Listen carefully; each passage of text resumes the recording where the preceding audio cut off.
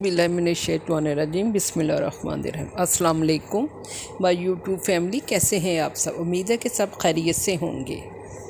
आज मैं आपके साथ जो टॉपिक शेयर कर रही हूँ उसका उन्वान है सैयदना नूह अलैहिस्सलाम अव्वलुर रसूल। सैयदना आदम अलैहिस्सलाम के बाद सैयदना नूह अलैहिस्सलाम पहले नबी हैं जिनको रसालत से सरफराज किया गया। रसूल ऐसे नबी को कहा जाता है जिनको मुस्तक़बिल किताब इलाही या जदीद शरीयत दी जाती है। ऐसे नफूस कुदसिया की जुमला तादाद 313 बयान की जाती है। नबी ऐसी शख्सियत को कहा जाता है जिन्हें अल्लाह ताला ने अपनी वही और कलाम के लिए मुंतखब किया हो। ऐसे नफूस कुदसिया अपने पेशरो रसूल की तालीमात के मुबल्लिग होते हैं। इन पर इनकी ना कोई मुस्तकिल शरीयत नाजिल की जाती है और ना ही किताब। ऐसे नफूस की तादाद 1 लाख से ज़ायद बयान की गई है। सही मुस्लिम बाब शफ़ात में हज़रत अबू हुरैरा रज़ी अल्लाह अन्हा से एक तवील रवायत में ये सराहत आई है कि ए नूह, तुम ज़मीन पर पहले रसूल हो जिन्हें मुस्तकिल शरीयत दी गई।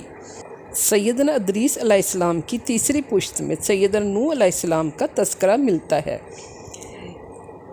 इल्मे इंसाब के माहिरीन ने बहस व तलाश के बाद हज़रत आदम अलैहिस्सलाम और हज़रत नूह अलैहिस्सलाम के दरमियान 1026 साल का ज़माना लिखा है, लेकिन बाज़ सवाने निगार मुअल्लिफ़ीन को इस तखमीना से सख्त इख्तिलाफ़ है। इन हज़रात का कहना है कि 6 या 8 पुश्तें सैयदना आदम अलैहिस्सलाम और सैयदना नूह अलैहिस्सलाम के दरमियान हैं।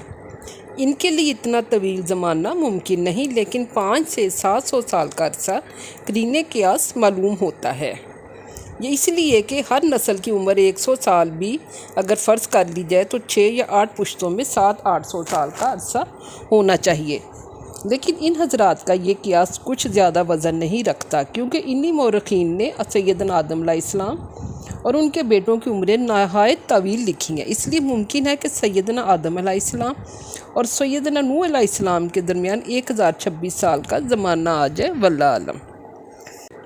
सैयदना नूह अलैहिस्सलाम और कुरान हकीम। कुरान हकीम का ये अपना ख़ास असलूब है कि वो तारीख़ी वाक़यात को जब भी बयान करता है वो अपने मकसद, जिसे रूह कुरान कहा जाता है, वाज़ो तज़कीर के पेश नज़र वाक़या के उन्हीं अज्ज़ा को बयान करता है जो इस मकसद के लिए ज़रूरी होते हैं। इसलिए कहीं इख्तिसार और कहीं तफसील में ही ये मकसद सामने होता है, और यही हिकमत है कि एक वाक़या को कई बार बयान करने में मकसूदो वाज़ो तज़कीर है। इसलिए एक वाक़या जा बजा मिलता है। बहुत कम ऐसा है कि एक वाक़या पूरे का पूरा एक ही जगह पर आ गया हो। इसलिए इसी उसलूब ख़ास के मुताबिक कुरान हकीम ने सैयदना नूह अलैहिस्सलाम का वाक़या कहीं मुख्तसरन और कहीं तफसीलन बयान किया है। सैयदना नूह अलैहिस्सलाम की दावत और कौम की मुखालफत। जैसा कि बयान किया गया, सैयदना नूह अलैहिस्सलाम और सैयदना आदम अलैहिस्सलाम के दरमियान 1000 साल का ज़माना गुजर गया। इस तवील अरसे में इंसानी आबादी ज़मीन पर फैल चुकी थी। बेशतर अंबिया मुरसलीन ने सैयदना आदम अलैहिस्सलाम की दावत और तबलीग को जारी रखा था। सैयदना आदम अलैहिस्सलाम की बुनियादी तालीमात में तौहीद की दावत और तबलीग सबसे अहम हैसियत रखती है। यही काम सैयदना शीस अलैहिस्सलाम और सैयदना इदरीस अलैहिस्सलाम और दीगर मुरसलीन ने भी अंजाम दिया है। लेकिन इस तवील ज़माने में शैतान के बहकाने से शिरक व बुत परस्ती फैल गई थी। आखिरकार अल्लाह ताला ने अपने सुन्नत कदीमिया के मुताबिक इंसानों की रहनुमाई और हिदायत के लिए उसी कौम से सैयदना नूह अलैहिस्सलाम को मबऊस फरमाया। सैयदना नूह अलैहिस्सलाम ने अपनी कौम को तौहीद खालिस और अल्लाह वाहिद की इबादत करने की तलकीन शुरू फरमाई। कौम का जाहिल तबका हज़रत नूह अलैहिस्सलाम को सताने और ज़दकोब करने के दर पे हो गया, और इन अहले दौलत का ये अदा था कि नूह ना तो दौलत व सरवत में हमसे बड़ा है, ना क़ुव्वत व ताकत में हमारा हम असर है, और ना ही वो इंसानियत से बुलंद कोई मर्तबा रखता है, तो फिर हम उसकी क्यों अताअत करें, किस वजह से उसको बड़ा समझे।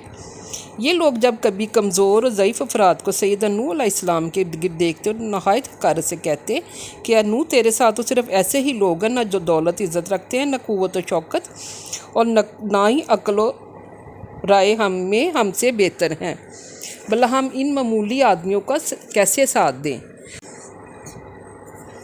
سیدنا نوح علیہ السلام انہیں کبھی تو یہ جواب دیتے کہ ایسا کبھی نہیں ہو سکتا، یہ اللہ کے مخلص بندے ہیں، اگر میں انہیں اپنے سے دور کر دوں تو خدا کے عذاب میں تمہارے ساتھ میں بھی ماخوذ ہو جاؤں گا۔ یہ لوگ اللہ پر ایمان لائے ہیں اور اس کی رضا جوئی کے لیے میرا ساتھ دیتے ہیں۔ اللہ کے ہاں اخلاص و اطاعت کی قدر ہے، دولت و طاقت کوئی معیار نہیں رکھتے۔ میں تمہارے پاس اللہ کا پیام لے کر آیا ہوں، نہ میں غیب دانی کا دعویٰ کرتا ہوں نہ فرشتہ ہونے کا، میں تو اللہ کا بندہ اور اس کا رسول ہوں۔ نصیحت و ہدایت کرنا میرا کام ہے۔ یہ کمزور و نادار افراد جو سچے دل سے اللہ پر ایمان لائے ہیں تمہاری نگاہ میں حقیر و بے حیثیت ہیں، اور یہ محض اس لیے کہ ان کے پاس تمہاری طرح دولت و طاقت نہیں، حالانکہ یہ اچھے یا برے ہونے کا معیار نہیں۔ اللہ کی نگاہ میں وہ شخص قابل عزت ہے جو اس کی اطاعت کرتا ہو، جس نے نیکی کی راہ اختیار کی ہو۔ سیدنا نوح علیہ السلام کی اس بلیغ تبلیغ پر قوم کے سرداروں نے شہر بدر کر دینے کی دھمکی دی۔ اس پر سیدنا نوح علیہ السلام نے بڑے پروقار انداز میں قوم کو مخاطب کیا، اے قوم، میں اپنی اس خدمت پر نہ تمہارے مال و دولت کی خواہش رکھتا ہوں، نہ میں تم سے جو منصب کی حوث رکھتا ہوں۔ میری نصیحت و خیر خواہی کا اجر اللہ ہی کے ہاں محفوظ ہے اور وہی بہترین قدردان ہے۔